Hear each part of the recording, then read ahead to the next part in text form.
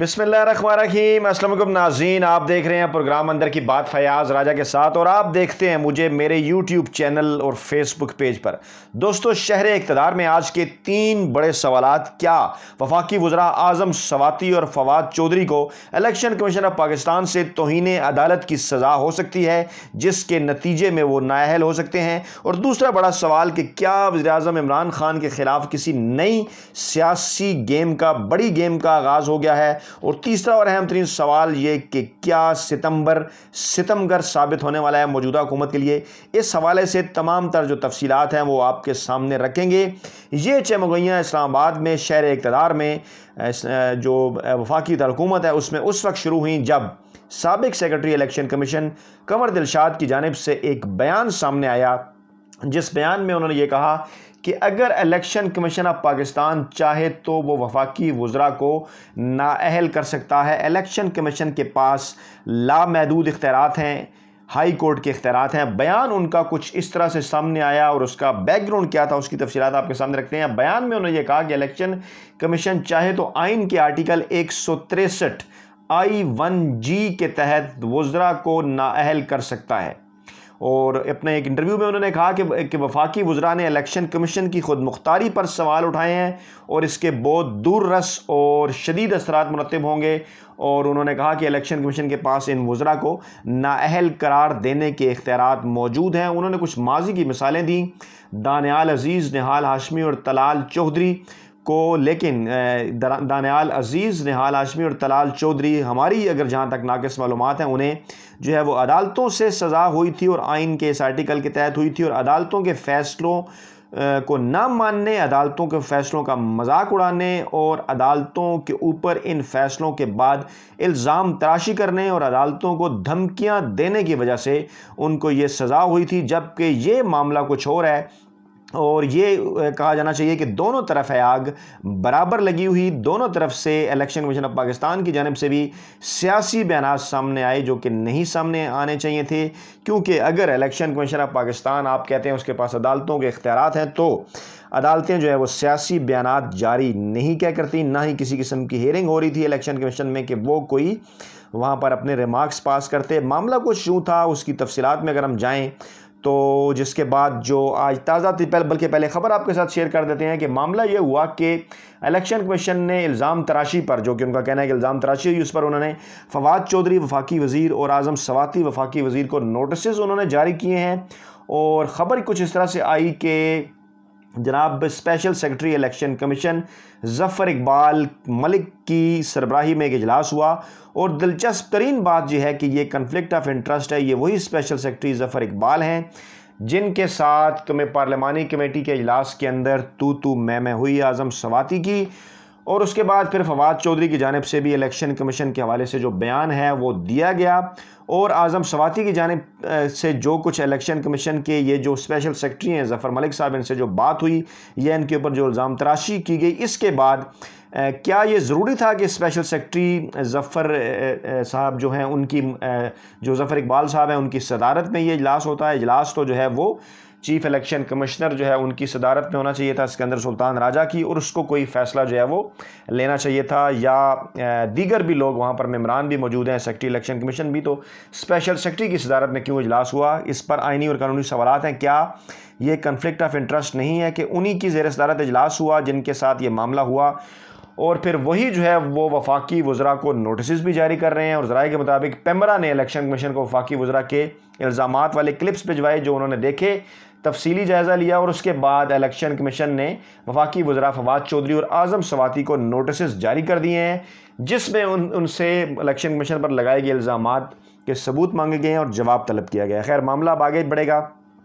فواد چودھری اس حوالے سے کہہ چکے ہیں کہ وہ بالکل الزامات کے جوابات بھی دیں گے، تمام تر تفصیلات سامنے رکھیں گے۔ وہ یہ بھی کہہ چکے ہیں کہ الیکشن کمیشن سیاسی ہو چکا اور الیکشن کمیشن پارٹی بن چکا، اور اب اسے چیف الیکشن کمیشن کو جو ہے وہ ریزائن کر جانا چاہیے۔ دیکھتے ہیں کہ ابھی اونٹ کس کروٹ بیٹھتا ہے، لیکن بعض لوگوں کا یہ خیال ہے کہ ستمبر کے اس مہینے کے اندر الیکشن کمیشن کی جانب سے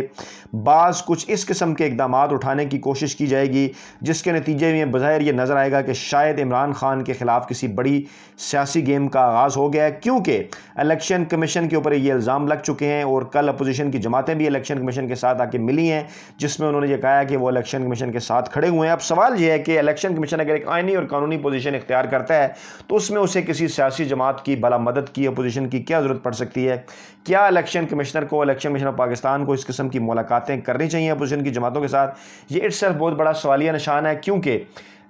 جو اہم ترین آج ڈیولپمنٹ ایک اور ہوئی کہ آج ایک بیان سامنے آیا عثمان ڈار جو تحریک انصاف کے رہنما ہیں ان کی جانب سے کہ پارلیمنٹ جو قانون پاس کر رہی ہے اس پر الیکشن کرانا الیکشن کمیشن کا کام ہے۔ انہوں نے کہا کہ جناب ہم اداروں سے کسی ٹکراؤ کی کوئی خواہش نہیں رکھتے اور بہتر تھا کہ الیکشن کمیشن اپنے تفضیلات سے وزارت کو آگاہ کرتا، اسے میڈیا پر لانا مناسب نہیں تھا۔ وہی معاملہ جو میں نے آپ کو کہا کہ ای وی ایم کی پریزنٹیشن انہیں دی گئی، ای وی ایم کے اوپر ان کو کوئی تفاضات تھے تو وہ وزارت کو بتاتے۔ انہوں نے پارلیمانی کمیٹی کے سربراہ تاج حیدر صاحب کو خط لکھ مارا اور وہاں پر پہنچ گئے اور وہاں انہوں نے اعتراضات اٹھائے۔ تو کیا یہ بہتر نہیں تھا کہ حکومت سے وہ پہلے اس سارے معاملے کے اوپر بات کر لیتے؟ اچھا، پھر انہوں نے کہا جناب 2017 میں بھی الیکشن ریفارمز ہوئیں اور آر ٹی ایس جو ہے وہ نون لیگ کا تحفہ ہے، آر ٹی ایس نون لیگ لے کر آئی تھی اور الیکشن کمیشن نے یہ نہیں کہا کہ ہم آر ٹی ایس پر الیکشن نہیں کرائیں گے، انہوں نے کرائے۔ اور اب الیکشن کمیشن کا یہ کام ہے کہ پارلیمنٹ جو قانون پاس کرے اس پر وہ الیکشن کرائے۔ اور اطلاعات یہ آ رہی ہیں کہ اگر پارلیمنٹ قانون پاس کروا بھی لیتا ہے ای وی ایم کے حوالے سے تو الیکشن کمیشن کی جانب سے تحفظات اور ریزرویشن کا جو ہے وہ اظہار کیا جا رہا ہے۔ یہ ایک بڑا سوالیہ نشان ہے کہ پارلیمنٹ کا کام آئین سازی کرنا ہے، قانون سازی کرنا ہے۔ اگر پارلیمنٹ یہ قانون بنا لیتا ہے تو پھر اس پر الیکشن کمیشن کو کیا اعتراضات ہو سکتے ہیں؟ اس کا یہ مطلب ہے کہ یہ باقاعدہ طور پر یہ سینگ پسانے کی کوئی کوشش ہے اور اس کے اندر لوگ شاید پھر اسی لیے کسی بڑی سیاسی گیم کے حوالے سے جو ہے وہ خبریں دے رہے ہیں یا سیاسی گیم ڈھونڈ رہے ہیں، کیونکہ بلا شبہ جب الیکشن کمیشن آف پاکستان اس طرح سے حکومت کے ساتھ جو ہے وہ اپنے سینگ پسائے گا معاملات کو حل کرنے کے بجائے تو پھر سوالات تو پیدا ہوں گے۔ دوسری جانب جناب یہ بھی معاملہ سامنے آیا کہ وزیر مملکت فاروق حبیب نے کہا ہے کہ الیکشن کمیشن جو ہے وہ اس کا جھکاؤ اپوزیشن کی جانب ہے اور انہوں نے کہا کہ مولانا فضل الرحمان اور مریم نواز الیکشن کمیشن کے باہر آ کر جو ہے وہ اسے دھاندلی میں ملوث قرار دے کر گئے، باہر کھڑے ہو کر انہوں نے یہ بات کی اور باقی یہ بات کلپس موجود ہیں، ثبوت موجود ہیں کہ مریم نواز اور مولانا فضل الرحمان الیکشن کمیشن کے باہر کھڑے ہو کر اس کے خلاف انہوں نے احتجاج بھی کیا۔ وہاں پر انہوں نے جناب دھرنا پہلے دینے کا اعلان کیا، پھر احتجاج کیا، ریلی انہوں نے نکالی اور 2018 کے الیکشن جو کہ اسی الیکشن کمیشن آف پاکستان نے کرائے ہیں اس کے اوپر مسلسل مسلم لیگ نواز کی جانب سے الزام تراشی الیکشن کمیشن کے اوپر ہوتی رہی ہے۔ تو کیا اس کے اوپر مریم نواز کو یا مولانا فضل الرحمان کو کسی قسم کے کوئی توہین عدالت کے نوٹسز جاری کیے گئے یا انہیں بلایا گیا یا انہیں کہا گیا کہ انہیں جو ہے وہ مستقبل کی سیاست سے نااہل کیا جا سکتا ہے؟ اگر نہیں تو پھر یہ سوالیہ نشان تو بنتا ہے جناب۔ پھر ڈسکا میں ساری رات جاگ کر نوٹسز لیے جاتے رہے جبکہ یوسف رضا گیلانی کے بیٹے کی ویڈیو سامنے آنے پر پاکستان تحریک انصاف کو بار بار الیکشن کمیشن آنا پڑا، یہ فاروق حبیب صاحب کا کہنا تھا۔ پھر انہوں نے کہا کہ ٹھپا مافیا الیکٹرانک ووٹنگ مشین کی مخالفت کر رہا ہے، تو کیا الیکشن کمیشن آف پاکستان اس ٹھپا مافیا کے ساتھ الائن ہے؟ الیکشن کمیشن آف پاکستان اس ٹھپا مافیا کی حمایت کیوں کر رہا ہے؟ اور اگر ایسا کرے گا الیکشن کمیشن آف پاکستان تو پھر واضح طور پر ہم یہ بات بھی کریں گے کہ الیکشن کمیشن آف پاکستان کا جھکاؤ